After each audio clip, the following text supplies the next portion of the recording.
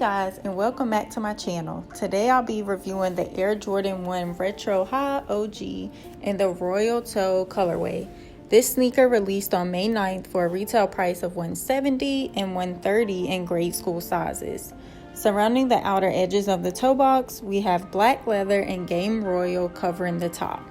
On the mid panel of both sides, we have white leather, and stitched we have a black Nike swoosh. Surrounding the ankle collar area, we have black leather with the Air Jordan Wings logo in white. The top portion of the ankle collar features Game Royal blue leather. The standard laces on this pair are flat black. However, they do come with an additional blue lace.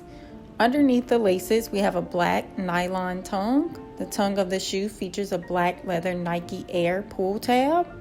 The midsole is white and the outsole is Game Royal. In terms of how the sneaker fits, I say that it does fit true to size. The quality of this shoe is great, and because of its high demand, I am happy to have been able to cop.